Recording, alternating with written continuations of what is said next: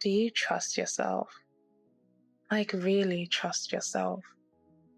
I didn't. And it was the cause of my anxiety.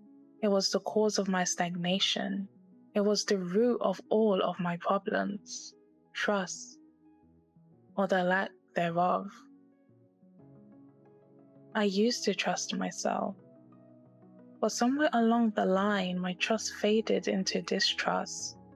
Maybe it was all of the broken promises, or the failed outcomes, or maybe simply because of the hurt I caused others. But my trust can no longer support the weight of my broken promises, and shattered into tiny shards, each one cutting away at my confidence as they faded into nothingness. It can feel as though you will never get anywhere in life without trust. So how does one make up for years of abuse and trust? It can be as straightforward as tying a shoelace, yet as intricate as performing open heart surgery. Today, I'll share how I started to listen to and trust myself again, and how you can too, free from self-loathing and the weight of pressure. I think back to my days of invincibility, where I trusted myself and others easily, where it was easy to uphold the promises I made to myself. The days were sunny and the stars were bright. It was as if I was the captain of the entire world. I believed that I had complete control over my little universe. I was the supreme leader. But of course, I still had to bow down to the ultimate boss, my mother, and perhaps even her mischievous minions, my teachers. But beyond them, I was the leader. My honesty was unwavering. Don't ask if he didn't want the utmost truth. I recall upsetting my brother, who was self-conscious about his acne at the time, after effectively snitching on my mother, who made a passing remark. To be honest, I terrorized my household. Though I wasn't completely fearless, I still got bouts of nervousness, like when I started a new school. I was nervous about being new, but trusted that I would easily make new friends. To this day, that is still one of my core beliefs. However, when my mother passed away, my invincibility began to fade. The days were rainy and the moonlight was dim. I was no longer the captain of my world, because if I was, my mother would still be here. My prayers would have worked. I had to bow down to the world, because clearly I wasn't the star that I thought I was. My belief at the time was things didn't work out for me, so I looked for moments and circumstances that proved it. But within the despair, I wanted to improve my condition, not just for myself, but for my family. I knew that I could never return to those days, so I had to mourn them and move on.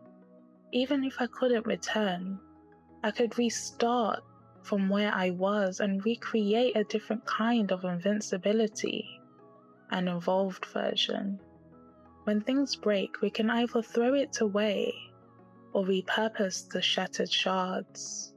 We are always in control of our lives if we allow and trust ourselves to be.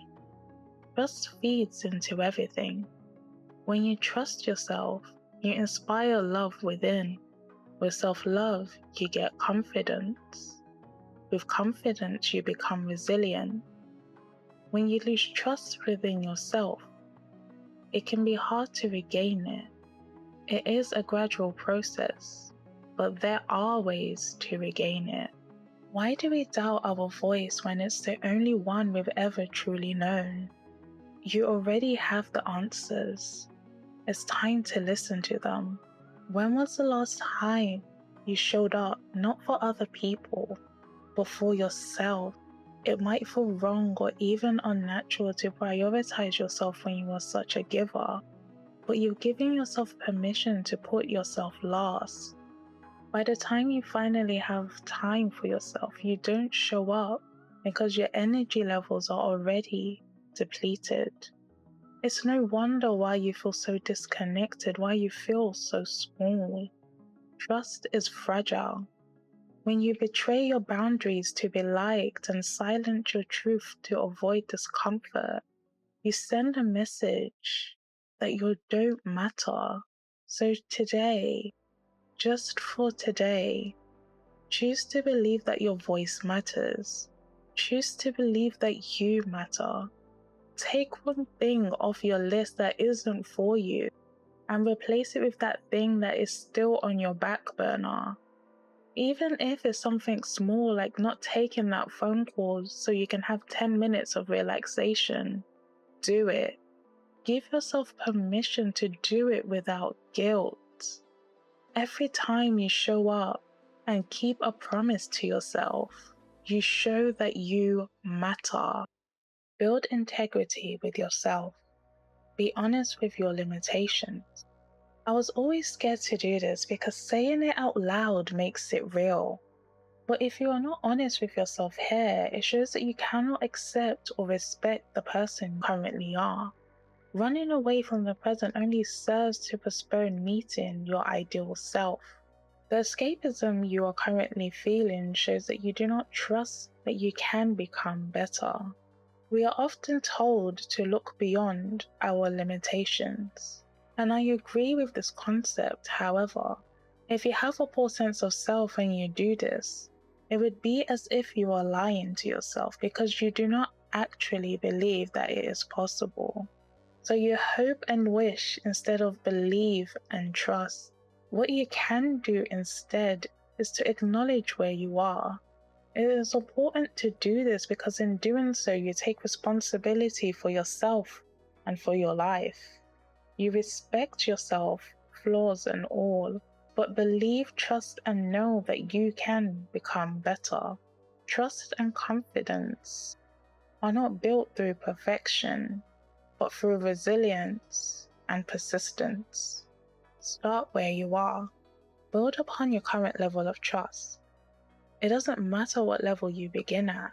Trust can feel hard to build when you feel that nobody has ever truly trusted you. Or perhaps you believe that you trust people too easily, and that is why you get taken advantage of. When circumstances like these arise, we start to villainize trust. We punish trust, push it aside, and remove it completely from our lives. Trust no one, not even trust itself. We play the blame game, and trust is the culprit. But trust is not the enemy. It has never been. We cannot expect to hate something, then hope it will bring us joy. The way to build trust is to let go of the past and to accept mistakes. Confidence doesn't come from always being right. It comes from being willing to trust yourself even when you're scared, especially when you're scared. Trust is having a deep knowing that no matter the outcome, you will be okay. So how do you do this? You start small. You keep one promise. You say no when you mean no. You speak up, even if your voice shakes. You try, even when you're afraid to fail. Every small act adds up to instill confidence and trust and brings you closer to who you want to become. There will be moments where you stumble and fail to keep a promise. But rather than trying to make excuses, accept the situation and choose to be better tomorrow. A flower does not grow in a day, neither will you. So do not rush the process or expect a linear outcome. Focus on sustainable growth, whether that looks like 0.1%, 1%, or even 10% each day. Only you will know what is best in each moment. And I will leave you with this quote from Billy Wilder. Trust your own instincts. Your mistakes might as well be your own.